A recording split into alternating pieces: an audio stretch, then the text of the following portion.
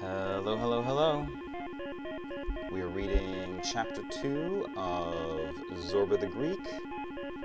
I should mention this is kind of one of my favorite books. I kind of identified with the narrator, the unnamed narrator a little bit. The one who Zorba calls boss. His funny ruminations and his fascination with this guy, Zorba. Well, anyway, without further ado, let's get to it. Zorba the Greek, Chapter 2. The sea, autumn mildness. Islands bathed in light. Fine rain spreading a diaphanous veil over the immortal nakedness of Greece. Happy is the man, I thought, who, before dying, has the good fortune to sail the Aegean Sea. Many are the joys of this world, women, fruit, ideas, but to cleave that sea in the gentle autumnal season, murmuring the name of each islet is, to my mind, the joy most apt to transport the heart of man into paradise. Nowhere else can one pass so easily and serenely from reality to dream. The frontiers dwindle, and from the masts of the most ancient ships spring branches and fruits. It is as if here in Greece necessity is the mother of miracles. Towards noon the rain stopped. The sun parted the clouds and appeared gentle, tender, washed, and fresh, as it caressed with its rays the beloved waters and lands. I stood at the prow and let myself be intoxicated with the miracle which was revealed as far as eye could see. On the ship were Greeks, cunning devils with rapacious eyes, brains like the trumpery goods of bazaar dealers, wire pulling and quarreling, an untuned piano, honest and venomous shrews.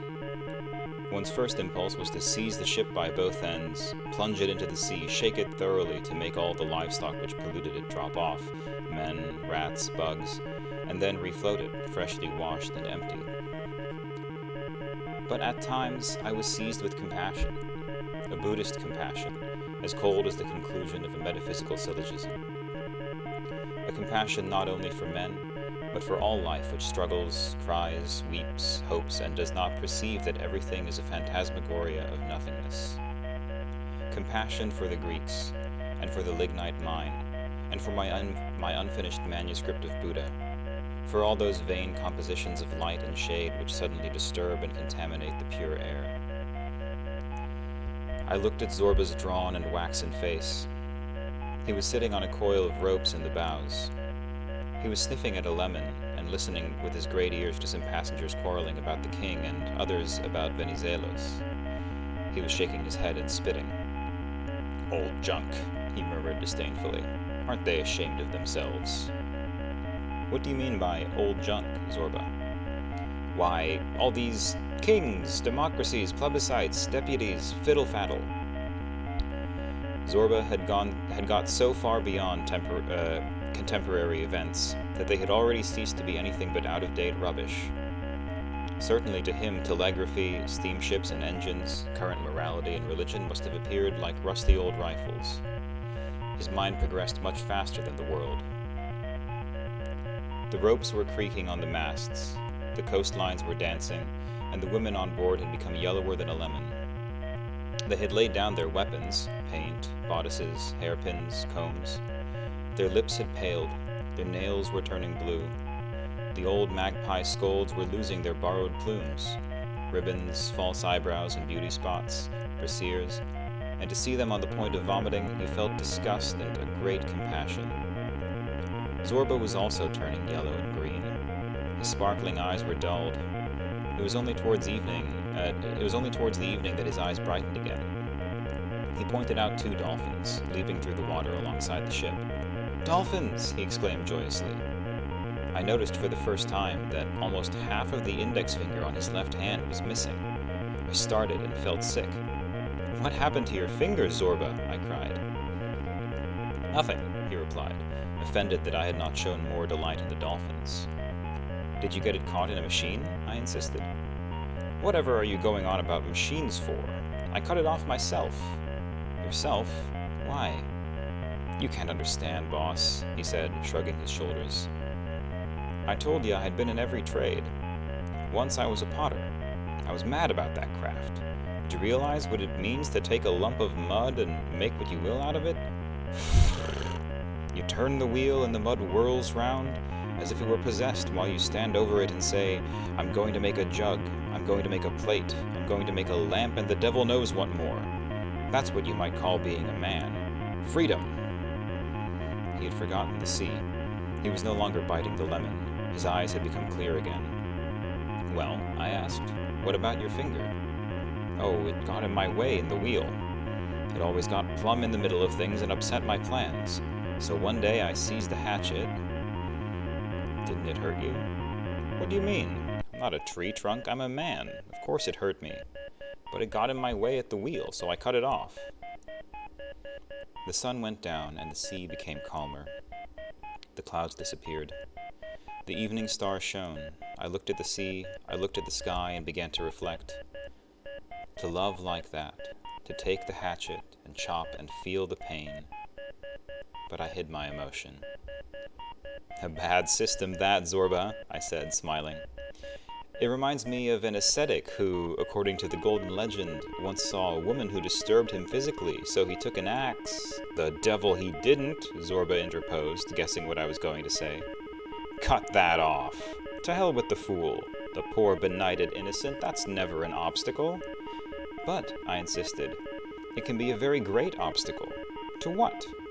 "To your entry into the kingdom of heaven."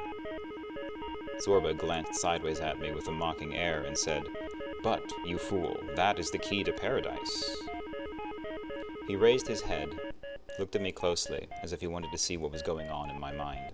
Future lives, the kingdom of heaven, women, priests.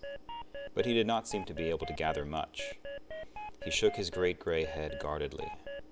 "The maimed don't get into paradise," he said, and then fell silent. I went to lie down in my cabin and took a book. Buddha was still engaging my thoughts. I read The Dialogue of Buddha and the Shepherd, which had filled my mind for some years with peace and security. The Shepherd. "My meal is ready. I have milked my ewes. The door of my hut is bolted. My fire is alight. And you, sky, can rain as much as you please." Buddha. "I no longer need food or milk. The winds are my shelter. My fire is out. And you, sky, can rain as much as you please." The Shepherd. "I have oxen, I have cows. I have my father's meadows, and a bull who covers my cows. And you, sky, can rain as much as you please." Buddha. "I have neither oxen nor cows. I have no meadows. I have nothing, I fear nothing. And you, sky, can rain as much as you please." The Shepherd. "I have a docile and faithful shepherdess. For years she has been my wife. I am happy when I play with her at night. And you, sky, can rain as much as you please." Buddha. "I have a free and docile soul. For years I have trained it, and I have taught it to play with me. And you, sky, can rain as much as you please." These 2 voices were still speaking when sleep overcame me. The wind had risen again, and the waves were breaking out over the thick glass of the porthole. I was floating like a wisp of smoke between sleeping and waking. A violent storm broke. The meadows disappeared under the waters. The bullocks, the cows, and the bull were swallowed up.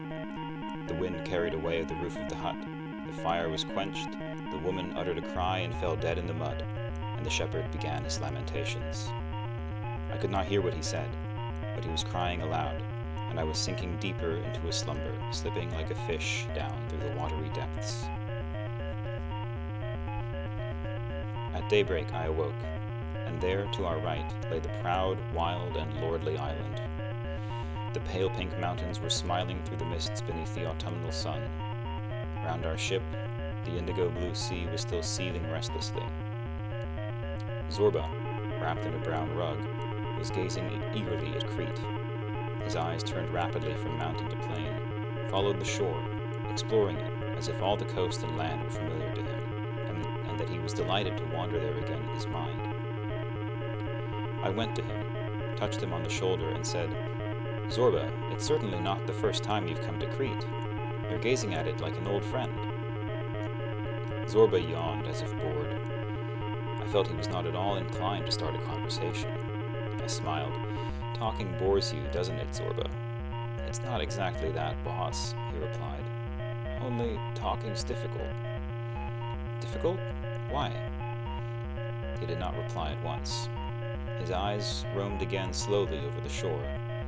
He had slept on deck, and his curly gray hair was dripping with dew. The rising sun shone right into the deep furrows lining his cheeks, his chin, and his neck. Finally, he moved his lips. They were thick and drooping, like those of a goat. "In the morning, I find it very difficult to open my mouth. Very difficult. I'm sorry." He lapsed again into silence, and once more his small round eyes were fixed on Crete. A bell rang for breakfast. Greenish-yellow, screwed-up faces began to emerge from the cabins. Women, with their coils of hair coming loose, reeled as they dragged themselves from table to table. They smelled of vomit and eau de cologne, and their eyes were cloudy, terrified, and stupid. Zorba, sitting in front of me, sniffed his coffee in a sensual way which was quite oriental. He spread butter and honey on his bread and ate it. His face gradually became brighter and calmer, the lines of his mouth softer.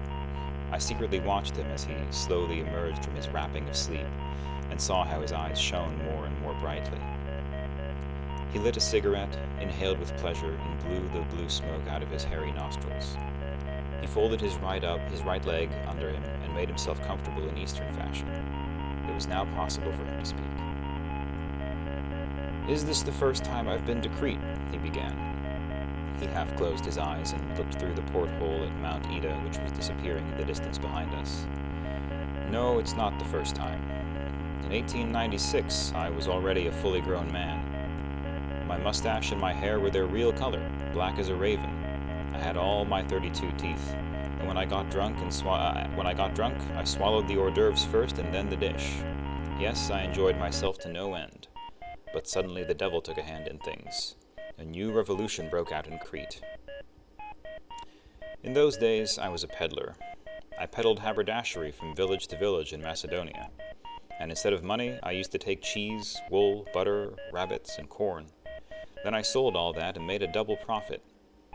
In every village I came to, at dark I knew where to spend the night. In every village there'd always be a tender-hearted widow, God bless her. I'd give her a reel of thread, or a comb, or a scarf, a black one, of course, on account of the late lamented, and I slept with her. It didn't cost me much. No, it didn't cost me much, boss, the good time I had. But as I said before, the devil got mixed up in things, and Crete took up arms again. Ah, to hell with her destiny, I'd say. Can't that damned Crete ever leave us in peace? I put aside my cottons and combs, took my gun, and set off to join the rebels in Crete. Zorba became silent. We were now following the curve of a quiet, sandy bay. The waves spread out here gently without breaking, and only leaving a thin line of foam along the shore. The clouds had broken up, the sun was shining, and the rugged contours of Crete became serene. Zorba turned round and gave me a mocking look. "And now, I suppose, boss, you think I'm going to start and tell you how many Turks' heads I've lopped off. And how many of their ears I've pickled in spirits. That's the custom in Crete. Well, I shan't. I don't like to. I'm ashamed. What sort of madness comes over us? Today I'm a bit more level-headed, and I ask myself, what sort of madness comes over us to make us throw ourselves on another man when he's done nothing to us, and bite him? cut his nose off, tear his ear out, run him through the guts, and all the time calling on the Almighty to help us. Does it mean we want the Almighty to go and cut off noses and ears and rip people up? But at the time, you see, my blood was hot in my veins. How could I stop to examine the whys and wherefores? To think things out properly and fairly, a fellow's got to be calm and old and toothless. When you're an old gaffer with no teeth, it's easy to say, "Damn it, boys, you mustn't bite." But when you've got all 32 teeth, a man's a savage beast when he's young. Yes, boss, a savage, man-eating beast. He shook his head. Oh, he eats sheep too, and hens and pigs, but if he doesn't eat men, his belly's not satisfied. He added as he crushed out his cigarette in the coffee saucer. No, his belly's not satisfied. Now, what does the old owl have to say to that, eh? He did not wait for an answer. What can you say, I wonder? He continued, weighing me up. As far as I can see, your lordship's never been hungry, never killed, never stolen, never committed adultery. Whatever can you know of the world?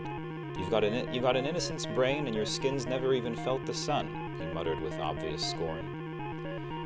I became ashamed of my delicate hands, my pale face, and my life which had not been bespattered with mud and blood. All right, said Zorba, sweeping his heavy hand across the table, as if wiping a sponge across it. All right. There's one thing, though, I'd like to ask you. You must have gone through hundreds of books. Perhaps you know the answer. Go ahead, Zorba. What is it? There's a sort of miracle happening here, boss. A funny sort of miracle which puzzles me. All that business, those lousy tricks, thefts, and that slaughter of ours, I mean of us rebels, all that brought Prince George to Crete. Liberty. He looked at me with his eyes wide open in amazement.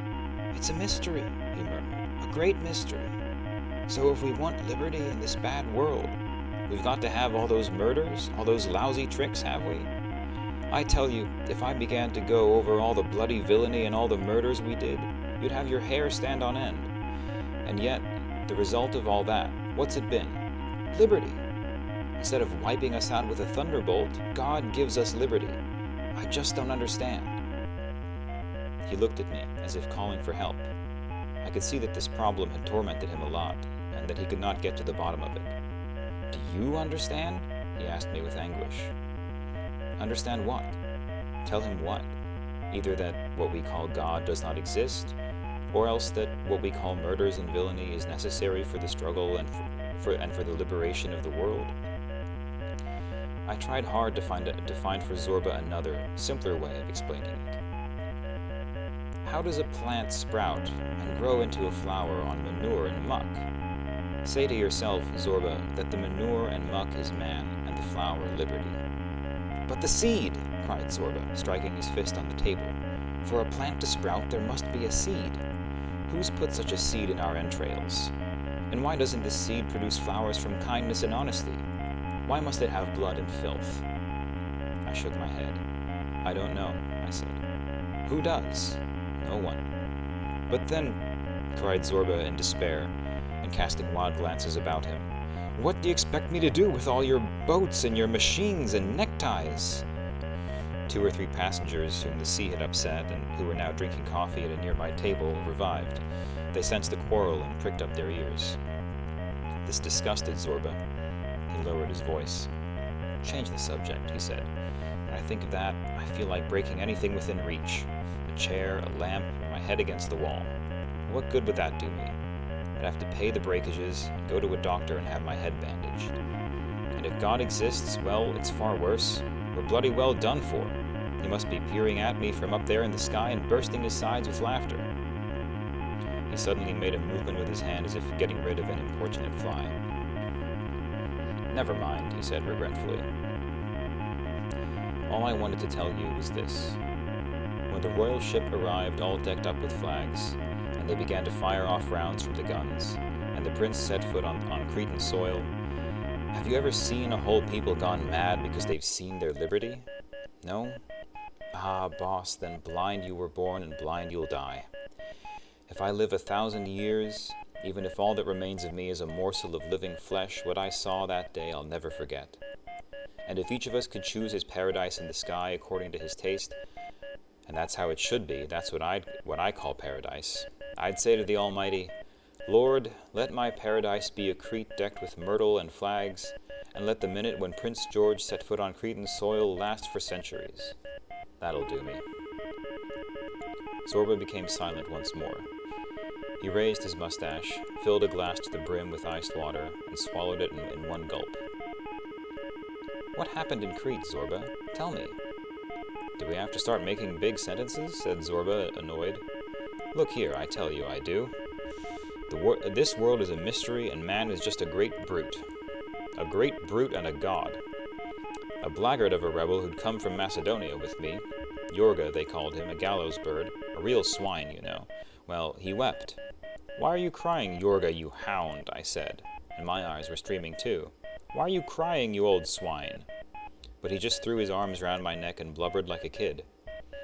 And then that miserly bastard pulls out his purse, empties onto his lap the gold coins he'd looted from the Turks, and throws them into the air by handfuls. Do you see, boss?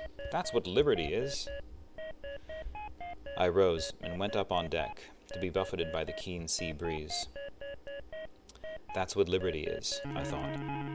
To have a passion, to amass pieces of gold, and suddenly to conquer one's passion and throw the treasure to the four winds. Free yourself from one passion to be dominated by another and nobler one. But is not that, too, a form of slavery?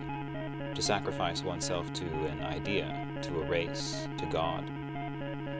Does it mean that the higher the model, the longer the tether of our slavery? Then we can enjoy ourselves and frolic in a more spacious arena, and die without having come to the end of our tether. Is that, then, what we call liberty? Towards the end of the afternoon, we berthed by the sandy shore, and saw finely sifted white sand, oleander still in flower, fig and carob trees, and further to the right, a low gray hill without a tree, resembling the face of a woman resting. And beneath her chin, along her neck, ran the dark brown veins of lignite. An autumnal wind was blowing. Frayed clouds were passing slowly over the earth and softening its contours with shadow. Other clouds were rising menacingly in the sky. The sun appeared and disappeared, and the earth's surface was brightened and darkened like a living and perturbed face. I stopped for a moment on the sand and looked. A sacred solitude lay before me, deadly and fascinating like the desert. The Buddhist song rose out of the very soil and found its way to the depths of my being.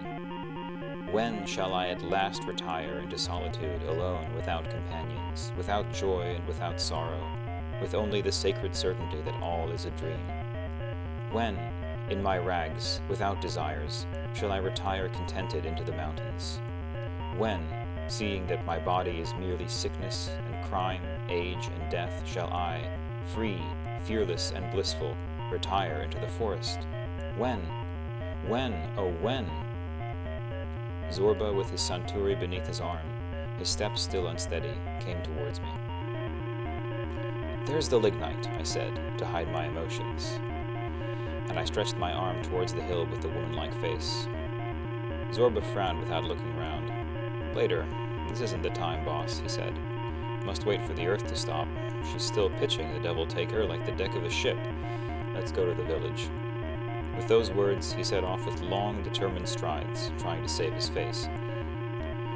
Two barefooted urchins, as brown as Arabs, ran up and took charge of the luggage. A huge customs officer was smoking a hookah in the customs shed. He scrutinized us from out of the corner of his blue eyes, took a nonchalant glance at the bags, and shifted momentarily on his seat as if he were going to get up. But it was too much of an effort. He slowly raised the hookah tube and said in a sleepy voice, "Welcome." One of the urchins came up to me. He winked with his olive black eyes and said in a mocking tone, "He's no Cretan. He's a lazy devil." "Aren't Cretans lazy devils too?" "They are. Yes, they are," the young Cretan replied, "but in a different way." "Is the village far?" "Only a gunshot from here. Look, behind the gardens, in the ravine, a fine village, sir.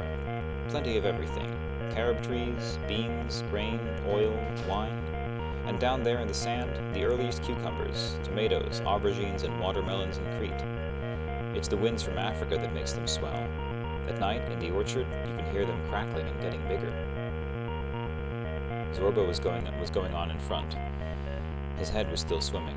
He spat. "Chin up, Zorba," I called to him. "We've scraped through all right. There's nothing more to fear." We walked quickly. The earth was mixed with sand and shells, and here and there grew a tamarisk, a wild fig tree, a tuft of reeds, some bitter mullein. The weather was sultry. The clouds were gathering lower and lower. The wind was dropping. We were passing by a great fig tree with a twisted double trunk, which was beginning to grow hollow with age. One of the urchins stopped and, with a jerk of the chin, pointed to the old tree. "The fig tree of our young lady," he said. I started. On this Cretan soil, every stone, every tree has its tragic history. Of our young lady? Why that name? In my grandfather's time, the daughter of one of our landowners fell in love with a shepherd boy. But her father wouldn't hear of it.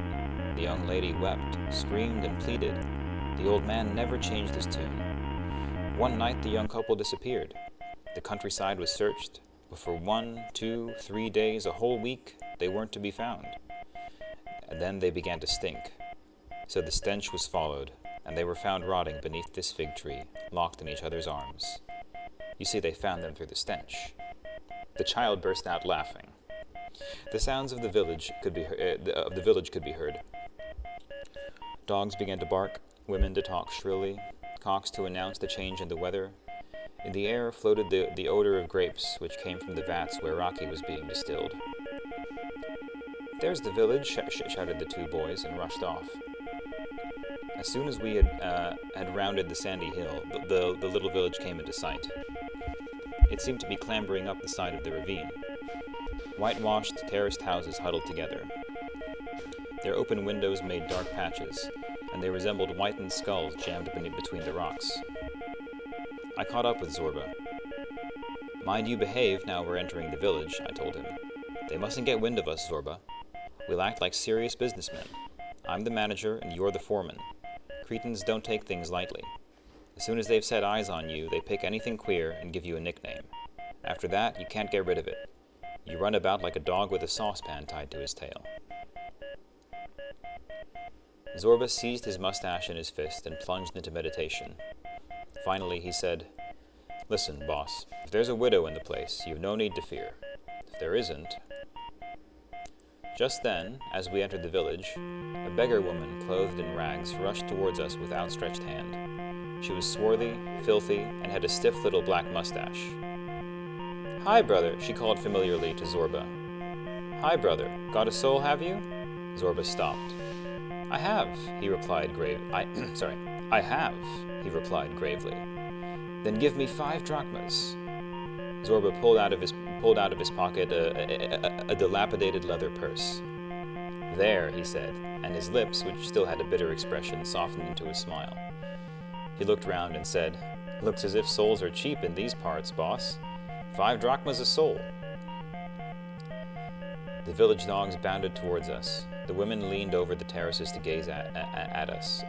The children followed us, yelling. Some of them yelped. Others made sounds like klaxons. Still others ran in front of us and looked at us with their big eyes full of amazement.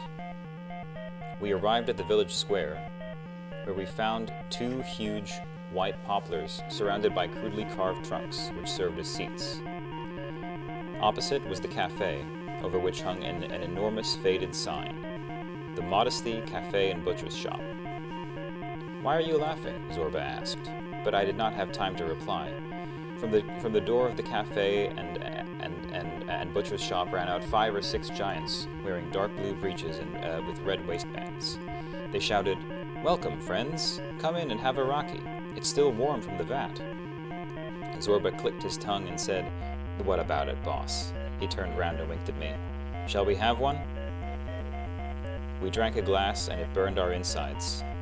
The proprietor of the cafe butchery, who was a brisk, tough, well-preserved old man, brought out chairs for us. I asked where we might lodge. "Go to Madame Hortense's," someone shouted. A Frenchwoman here? I exclaimed in surprise. From the devil knows where. She's been all over the place. She's managed to avoid going on all the rocks you could think of, and now she's clung to the last one and has opened an inn. She sells sweets too, cried a child. She powders and paints herself up, someone else said. She puts a ribbon round her neck, and she's got a parrot. A widow? Zorba asked. Is she a widow? The cafe proprietor seized his thick gray beard. How many whiskers can you count here, friend? How many? Well, she's a widow of as many husbands. Get the idea? Got it, Zorba replied, licking his lips. She might make you a widower, too. Mind your step, friend, shouted an old man, and all burst out laughing. We were treated to a new round, and the cafe proprietor brought it to us on a tray, together with barley loaf, goat cheese, and pears. Now leave those people alone. These people alone. They mustn't dream of going to Madame's. They're going to spend the night right here. I'm going to have them, Condominolio, said the old man. I've got no children. My house is big, and there's plenty of room. Sorry, Uncle Anagnosti, the cafe proprietor shouted in the old man's ear. I spoke first. You take one, said old Anagnosti. I'll take t'other, the old un. Which old un? Said Zorba, stung to the quick. We'll stick together, I said. I made a sign to Zorba not to get annoyed. We'll stick together, and we'll go to Madame Hortense's. Welcome to you. A dumpy, plump little woman with bleached, flax-colored hair appeared beneath the poplars, waddling along on her bandy legs. A beauty spot, from which sprang sow bristles, adorned her chin. She was wearing a red velvet ribbon round her neck, and her withered cheeks were plastered with mauve powder. A gay little lock of hair danced on her brow and made her look somewhat like Sarah Bernhardt in her old age, playing Les Lions.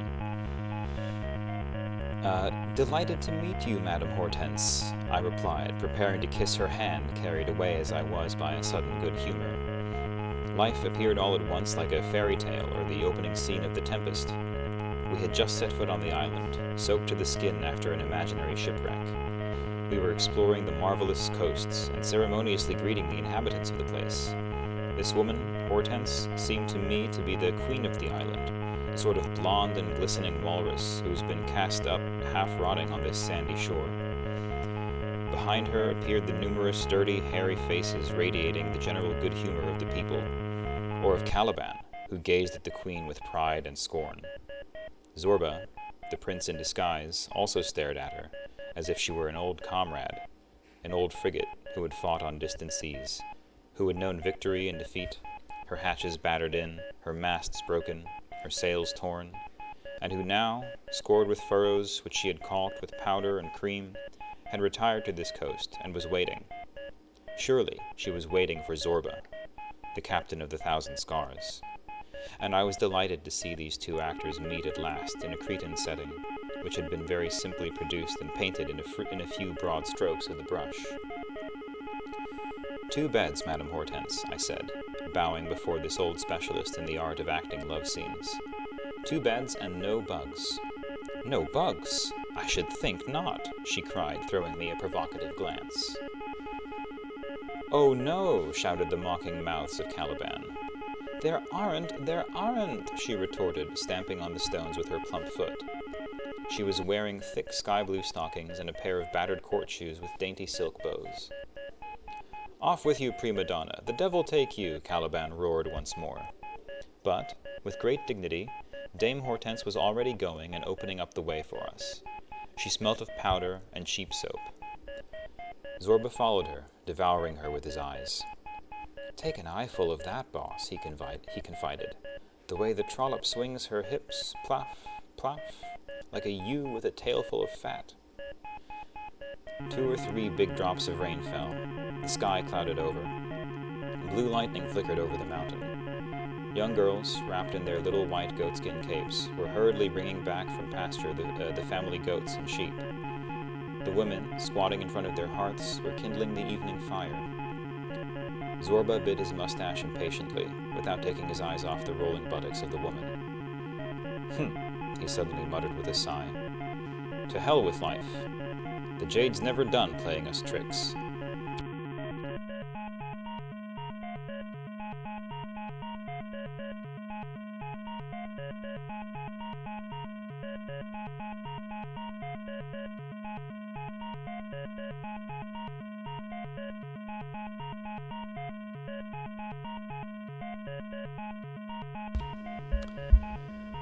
Thank you, Cable 2.